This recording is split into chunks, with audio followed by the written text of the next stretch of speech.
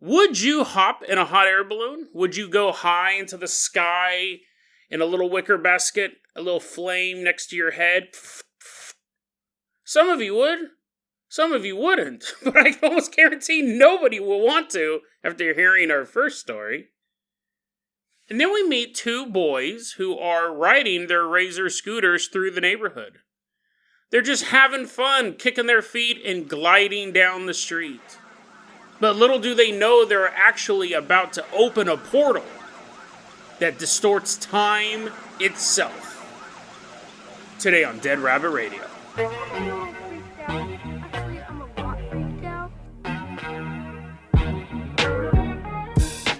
Hey everyone, welcome back to another episode of Dead Rabbit Radio. I'm your host, Jason Carpenter. I'm having a great day. I hope you guys are having a great day too. I hope you guys are having tons of fun doing whatever you're doing. I am, because I saw the new Transformers movie last night. Yep, they're still making them. Yep, I'm still watching them. And I enjoyed this one. It wasn't as good as part 3 or part 1. You're like, Jason, those were terrible too. No, they weren't. They were good. They were good. It wasn't as good as part 3 or part 1, but it was better than all of the rest. So I really enjoyed my time with Optimus Primal. He's a big old monkey man from the future. It's so weird. But I love it. I love it. Anyways, I'm in a great mood because I got to watch Transformers Rise of the Beast last night. But someone who's always in a good mood, someone who has been with this podcast, as far as I can tell, the earliest identified listener of Dead Rabbit Radio walking into Dead Rabbit Command right now. Everyone give it up for the loyal, the spectacular, the awesome Veronica. Woohoo! Yeah! Walking on into Dead Rabbit Command. Veronica, yeah, she was one of the original 14 listeners of Dead Rabbit Radio. I should have had her on yesterday's 5-year anniversary episode, but at the last minute, I went with Sabine. But I wanted to give Veronica a shout out because, again, she's been here since the beginning. She's going to pilot all of our vehicles, and who knows? Some of them may transform in this episode. We will find out. Veronica, I'm going to go ahead and toss you the keys to the Dead Rabbit Dirigible. We're going to go ahead and leave behind Dead Rabbit Command, fly us all the way out to Egypt. Now, this story involves the blimp's little brother, the hot air balloon. First, I don't know which one came first, actually, but probably the hot air balloon, because they're easier to make. I could probably make a hot air balloon if you gave me enough sheets and thread and taught me how to sew, and gave me directions on how to build a hot air balloon. I think I could build one. I think I could build at least the balloon part, then building the part that you set on fire, like the little metal part. I'd probably need a metal worker to come in for that.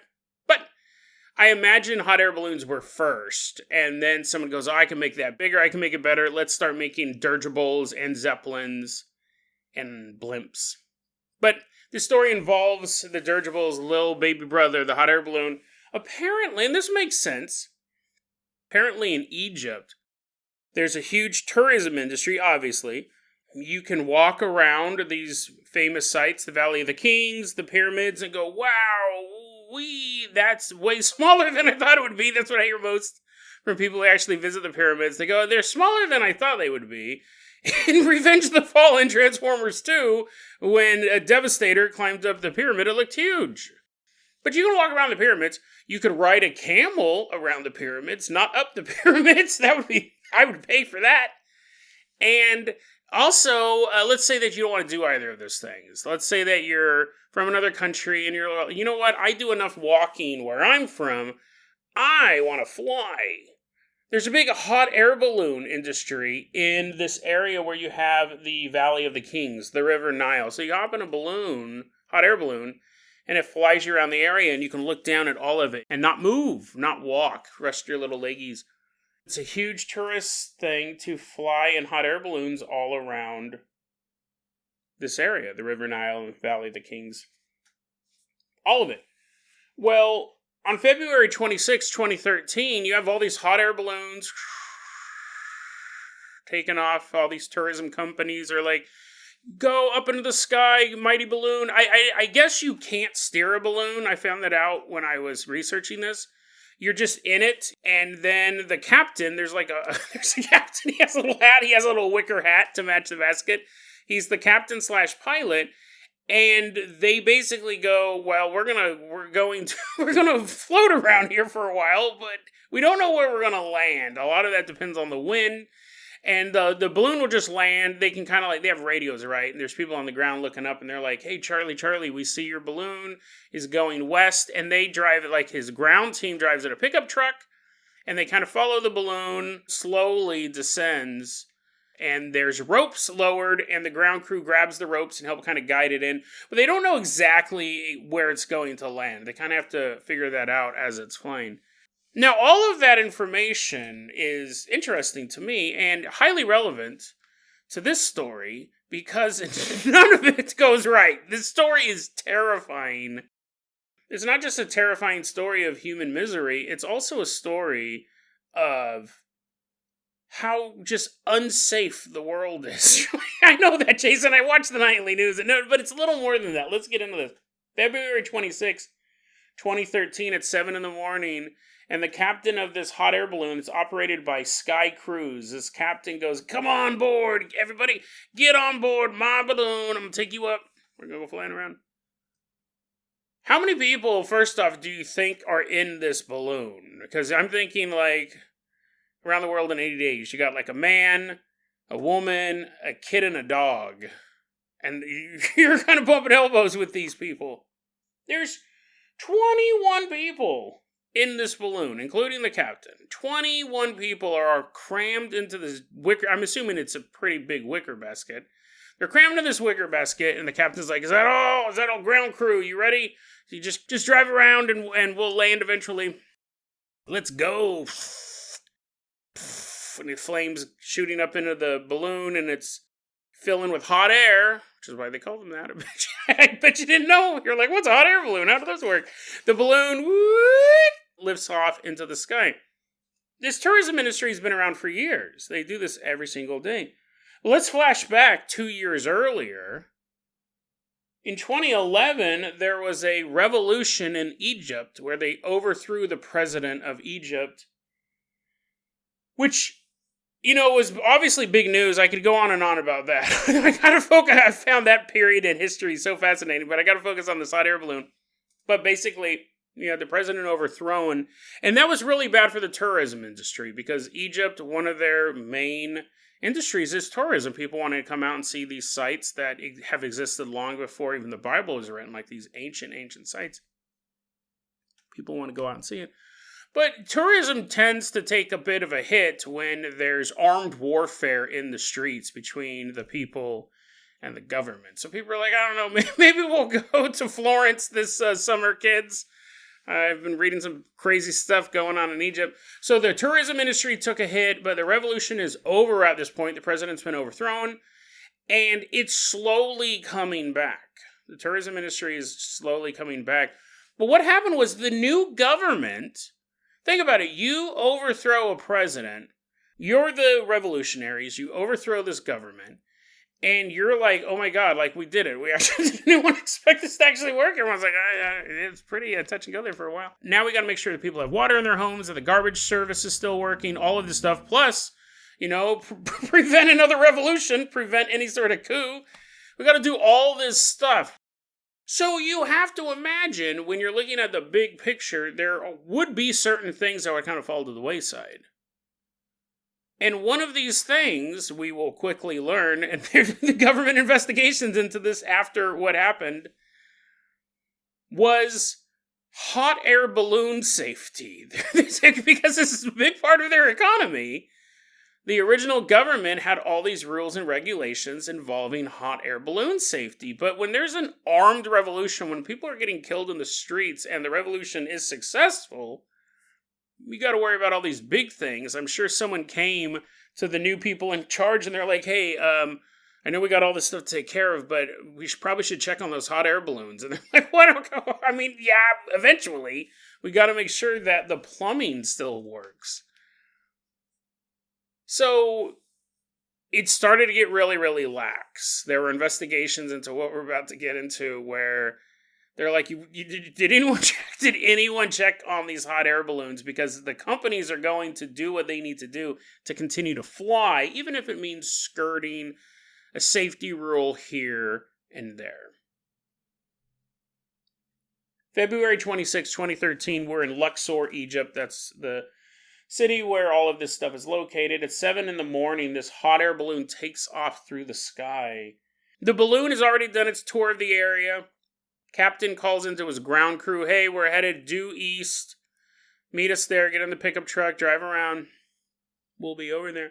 The balloon begins to land when all of a sudden, a leaky fuel line ignites and sets the basket on fire.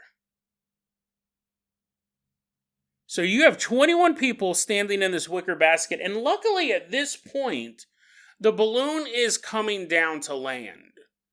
And the drop ropes have been thrown out, and the ground crew's out of the pickup truck, and they're grabbing onto the ropes when this fire starts. But it's still about 40 feet in the air. You're standing in this wicker basket with 20 other people.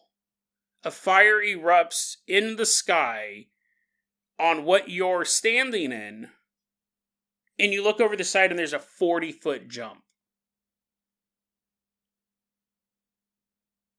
Well, the captain jumps out. Some people said he fell out. Some people said he abandoned his craft, but the captain of this vessel, the captain of this hot air balloon, jumped out of it 40 feet in the air. Hit the ground. Another passenger jumps out of it. Hits the ground. And when these two men fall out or jump out of the hot air balloon, and the ground crew sees their captain as one of them, what they do is they let go of the ropes that was holding the balloon in place to attend to their friend, their coworker, and the balloon, now full of flame, the basket is on fire with people standing in it, screaming. All of that flame is generating all of that heat, which then goes straight into the hot air balloon and shoots it up into the sky. No pilot, open flames all around you. Every second, the hot air balloon goes higher and higher and higher and higher. And you'd have to, think about it. If you jumped out at 40 feet, you might have had a chance. Maybe 50 feet. So you leap. Maybe 70 feet. You jump out then. You're 100 feet in the air and you know there's no way to survive. But you're on fire. And you're only climbing further away from the earth. By the time the hot air balloon hit 160 feet, 7 more people leapt out of the flames and plummeted towards the earth. The balloon, unpiloted, uncontrolled, roaring flame inside this basket, ascends up to 1,000 feet in the air. At this point, you still have 11 people in this hot air balloon that's on fire, leaking fuel line, constantly dripping more and more fuel to that fire in that basket. When it reaches 1,000 feet in the sky,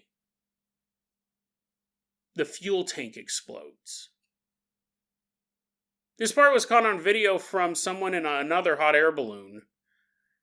You know, he thought he was just going to be recording some old dusty stuff in Egypt, and instead he's looking out a few football fields away from him, and he sees this basket on fire. He sees the balloon. There's a huge flash, and then the balloon just collapses in on itself. It must have gotten shredded by the explosion, because at that point, the balloon and the basket just plummet towards the earth. 9 people still on board. Falls 1,000 feet out of the morning sky. Slams into the ground.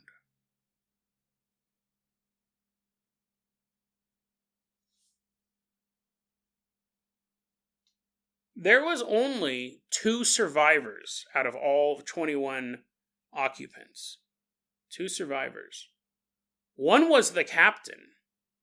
The other one was one of the early jumpers. I couldn't find that it was specifically the guy who jumped out at 40 feet. It may have been someone who jumped out after that. Obviously not around the 100-foot mark. It would be a miracle if someone survived at that range. But, miracles happen. And there was complaints that the captain left the vehicle unattended. Maybe he could have used his skills to land it. Maybe he could have figured out some way to put it out. It was interesting. I read a bunch of articles about this. At first I thought, yeah, that's kind of crazy. The pilot jumped out. Well, as I kept reading into this, the pilot had severe burns to 70% of his body. So it wasn't like his mustache got singed and he's like, gotta go. He was badly burned.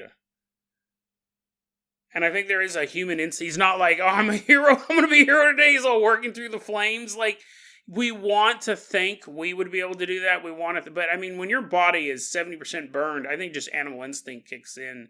You jump out of the balloon. And again, some people said he fell out. The ground crew,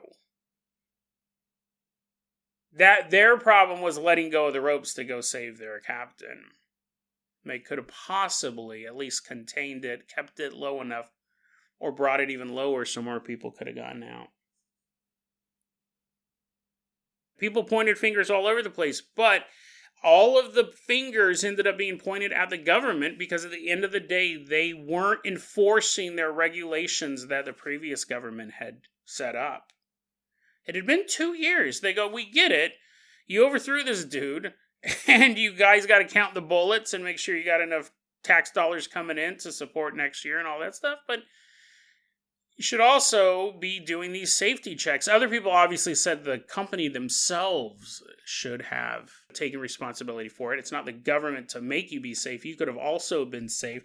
They shut down the hot air balloon industry for quite a while. And again, this was a big part of the economy in this area in Luxor. And there was a lot of blowback from that. Not only was this an international incident, because these were tourists from all over the world, and people are like, dude, Egypt, get your act together. Like, you, if you're not being safe, if you can't regulate this type of stuff, then what's going on? It's also the worst air balloon accident since the Hindenburg. That's not something you want to have in your tourism brochure. But it's a crazy story, and for me, it's that story. Like, we just recently had, like, a freeway overpass collapse here in America. I think it was in New Jersey, or somewhere on the East Coast. I'm not too worried about it, but I am worried about it because you have all of these things that we assume every time we drive over a bridge that it's safe. We assume these things. We assume that when we buy a car, that it's been safety tested, so if I hit something, it's not going to burst into flames. We assume that when we're buying food, that it's not going to poison us or have razor blades in it. You know what I mean? Like, we assume these things, and in the back of our head, we go, well, companies, they're just out to make money. They're always just out to make money. And the government, hopefully, is keeping them in check. But companies and the government they're fairly incompetent entities.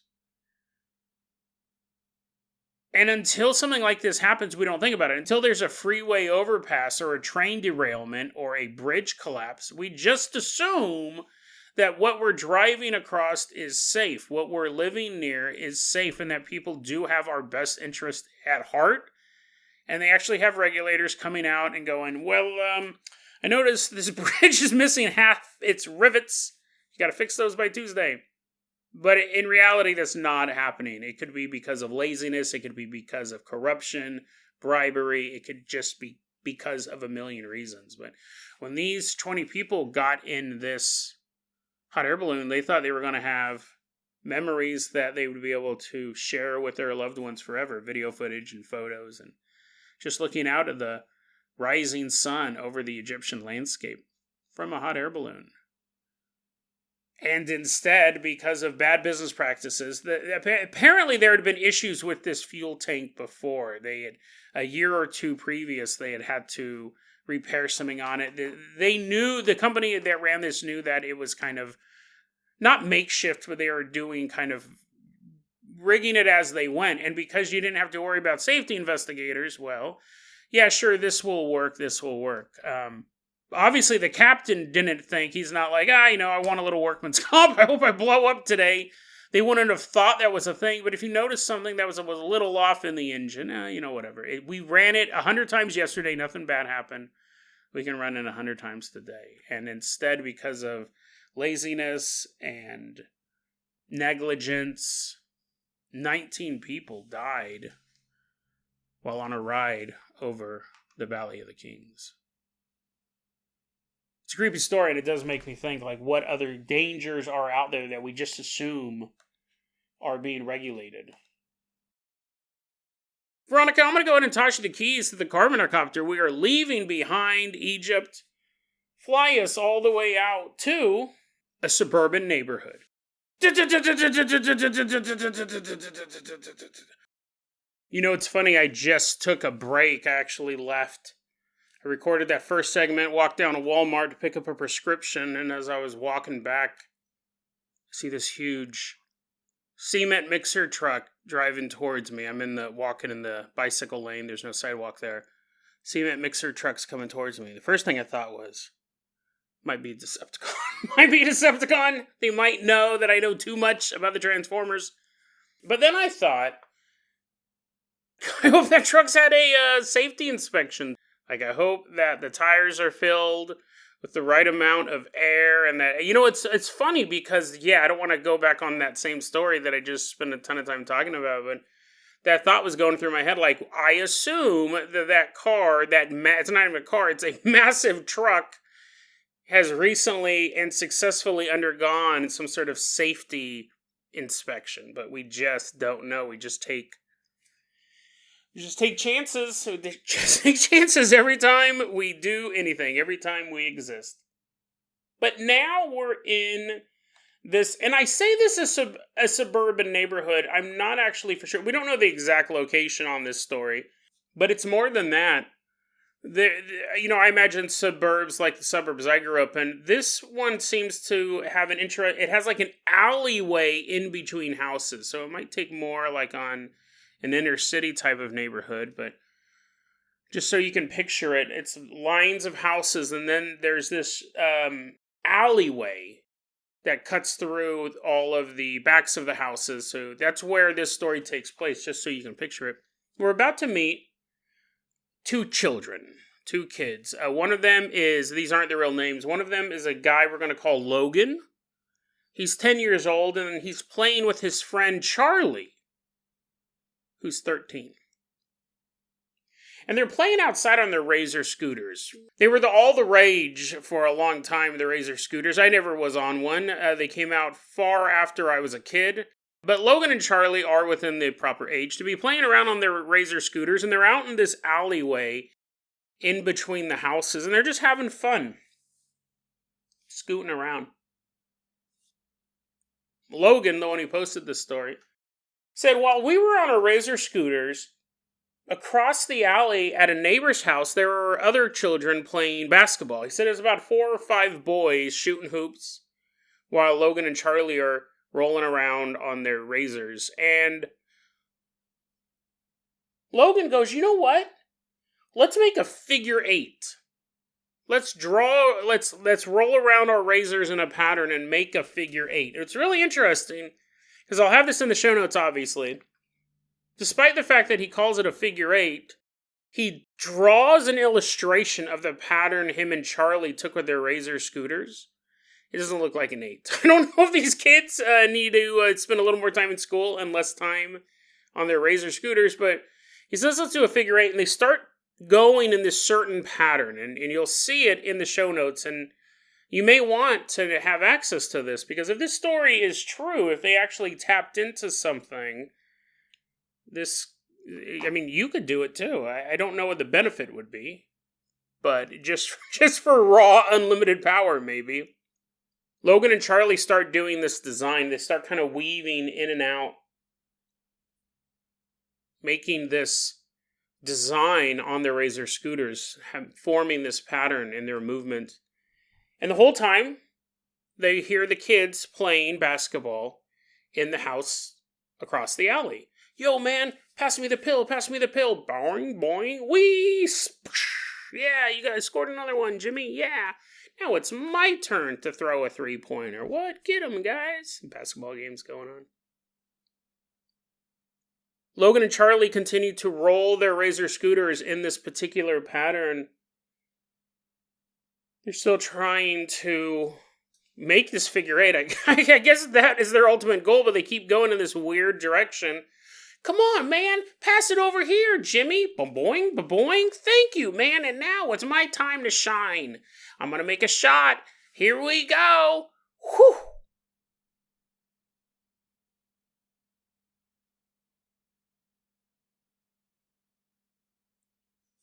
You don't have to be a sports aficionado to understand that sounds follow other sounds.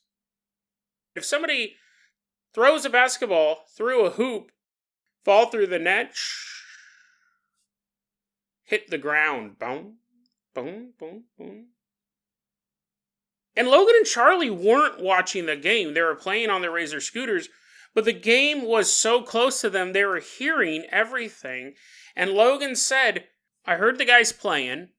Me and Charlie are making this design in the ground. I hear the guy go for the shot. We're continuing to try to make this pattern. I stop. Charlie stops. And the noise of the basketball game completely disappears. As the ball is soaring through the air, before it hits the rim, before it goes through the net, before it bounces several times on the ground, before someone picks the ball up, there's just silence in the alleyway. Logan looks over to where these 4 to 5 kids were playing basketball, and there's no one there. No kids, no basketball, no game in progress, nothing. Logan turns to Charlie and goes, hey, what just happened? We were just doing this thing on our Razor scooters. Those kids were playing basketball, right? Charlie goes, yeah. Like there was a full game going on between these guys. And then it just ended. And not that it just ended, it fell completely silent. It's not like someone got injured, or the kid with the ball went home, or the mom called him in for supper, or anything. Not just mid-game, but mid-play. The game ended. The participants were gone. And they're talking this over because they both were hearing the game while they were doing the Razor scooter thing. They both know that this event was going on, but it's gone. And it's puzzling to them. But there has to be a rational answer for this. They must have all just went in somehow, completely unnoticed, completely silent. They must have just went in. And they talked about this for a while, and they go, we got to ask somebody, because this is just weird. It's not life-changing weird yet, really. But let's see what happened. And they actually went to the neighbor's house, knocked on the door. The neighbor's mom is there. She answers the door. And they go, hey, weird question, but were the boys playing basketball a few minutes ago? And the mom goes, they were playing basketball like 30, 45 minutes ago, but they left. They stopped playing. They went down to the corner store. Okay. We're just curious. Mom shuts the door. Logan and Charlie start to walk away, and they cannot figure out what just happened. They know for a matter of fact this game was going on while they were on their Razor scooters. They also know that 30 to 45 minutes did not pass. It was 30, and more than that, it was 30 to 45 minutes since they stopped playing the game. So that shot would have continued. The game would have continued on for a while longer. I don't know if it was 5 minutes or a couple minutes later, what? Maybe more. They'd been gone for 30 to 45 minutes. The game had been over for that long. And Logan and Charlie cannot make any sense of this at all. Because from their point of view, they were on their Razor scooters, and then they lost nearly an hour of time. Not because they were having so much fun. Time broke.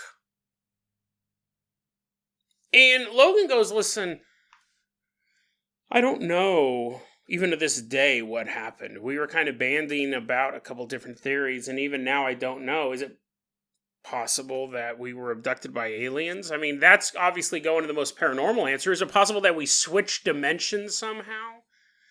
Gas leak, right? Gas leak that only affects two boys. The gas only raised to their heads. But he goes, I know we were on those Razor scooters, and within an instant, we lost at least 30 minutes, possibly an hour of time.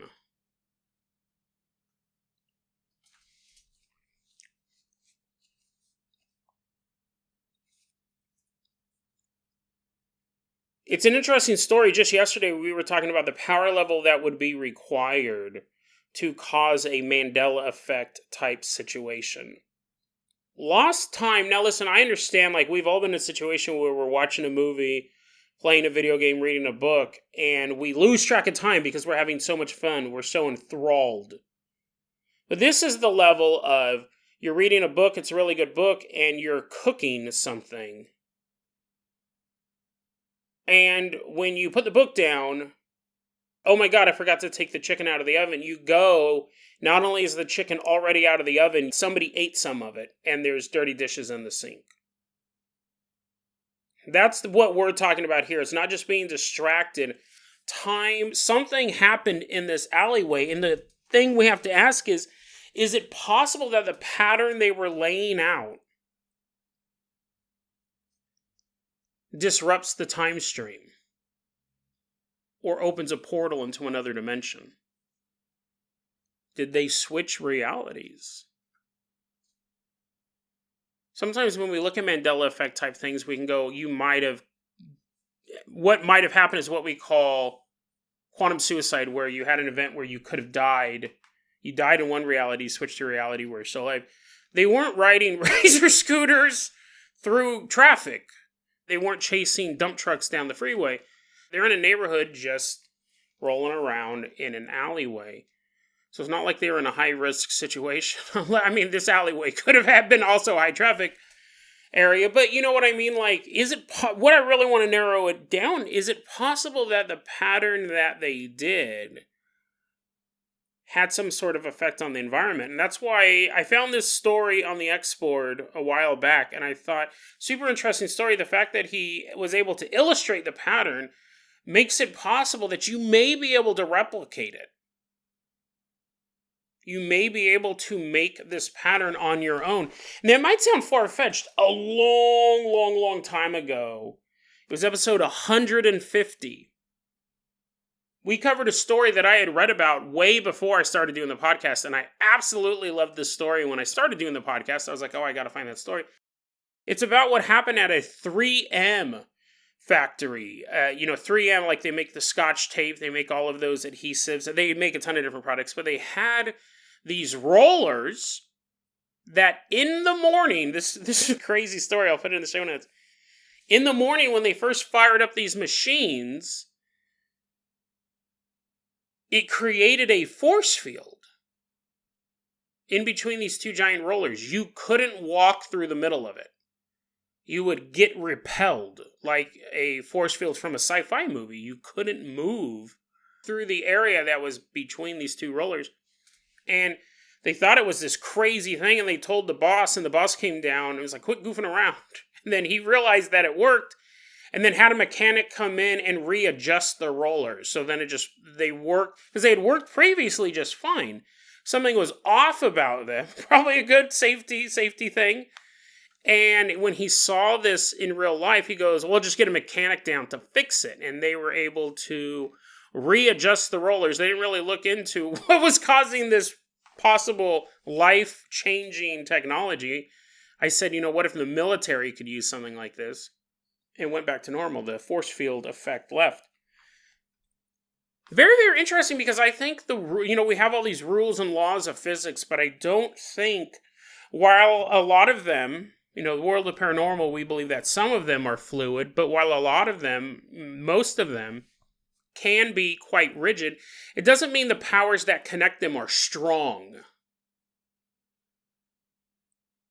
It's possible that although these laws of physics, these rules that govern the universe, they hold the planets in place, they maintain the integrity, the bonds of all these things that make life possible, I wonder, while they are present and while they seem immutable, they're actually, the forces behind them may be quite weak. They may be very easy to manipulate. So easy that two boys could accidentally shift themselves through time. Very interesting story, because remember that the basketball game is the audio cues that's going on. If they were just playing in the alleyway and then their mom's like, dude, you guys have been out here for a couple hours, I don't think it would have even registered to Logan or Charlie. They go, oh, we were just having so much fun, we lost track of time. It was the basketball game. It was the other source of measurement, the sound and the time of the kids playing, that allowed them to realize something was amiss. And as far as I'm concerned, this is a very dangerous phenomenon, because they were doing very childlike things, and they may have warped the fabric of their reality. They weren't trying to start a super collider, they were playing on their Razor scooters, and yet they thrust themselves through time, forward in time, accidentally. And again, I wonder how often you could do this. You could repeat a pattern that also changes something about reality. Drastically so.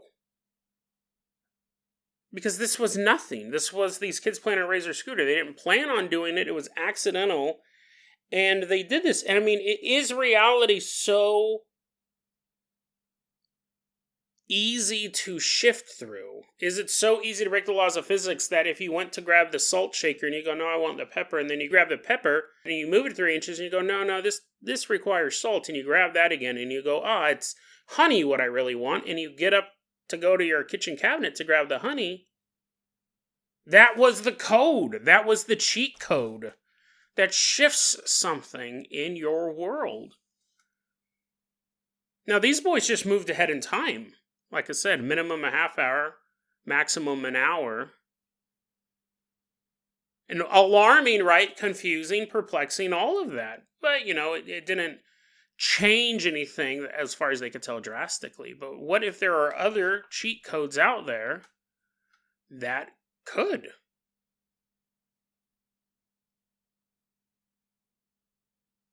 You walk out of your house, you forget your keys. You walk back in your house, you grab your keys. Then you realize you forgot your hat. You walk into the bedroom, grab the hat.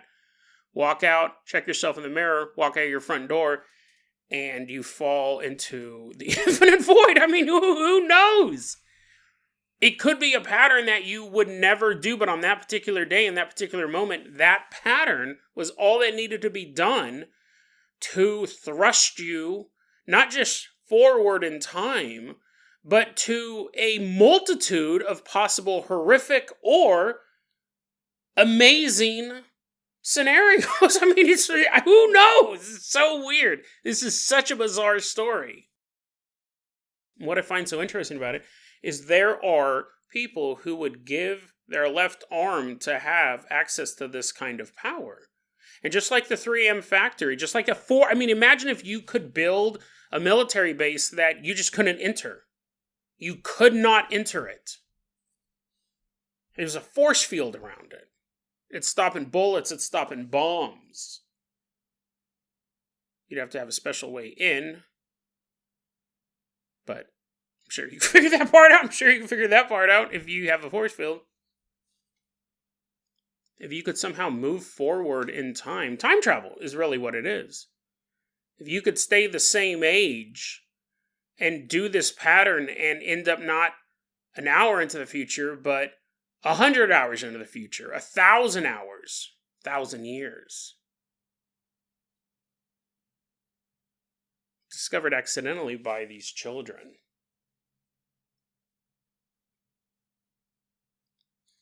And it's funny, this episode, while I didn't set out to do it this way, this is an episode about caution. I hope it doesn't, I think in a way it can make you scared to move about your world. You're like walking out right now and you're like, oh no, I forgot my keys. I forgot my keys and my hat, but I don't want to go in there. Jason said I might fall down a deep, unending void. It's about caution. And both stories are kind of the same. We assume all the time that someone else is handling the rules. That fuel tanker is not going to explode in front of you on the freeway. You assume when you're driving behind it that tanker truck has gone through multiple safety inspections, hopefully fairly recently. The driver is not a meth-addled freak who's been up for 32 hours. We assume that all the mechanisms set in place by the government and all the mechanisms set in place by his employer and his own common sense makes him a safe driver behind a safe vehicle carrying a safe amount of flammable liquid. We assume these things. Just like we assume when we step out of bed, the floor is going to be there in the morning. That we're going to be able to walk around the world and not experience mind-altering events that plunge us into infinite scenarios. We trust the rules. That's what allows us to move through the world. We trust that there are systems in place that protect us. But is that true? Because at the end of the day, if two kids goofing off on their Razor scooters can alter time, then who knows what is possible? Who knows what is safe? We may want to believe that the rules will protect us, but it turns out the only rule that may truly exist is that chaos reigns.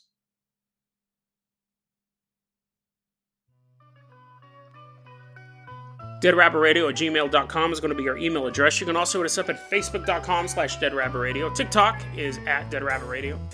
Dead Rabbit Radio is the daily paranormal conspiracy and true crime podcast. You don't have to listen to it every day, but I'm so glad you listened to it today. Have a great one.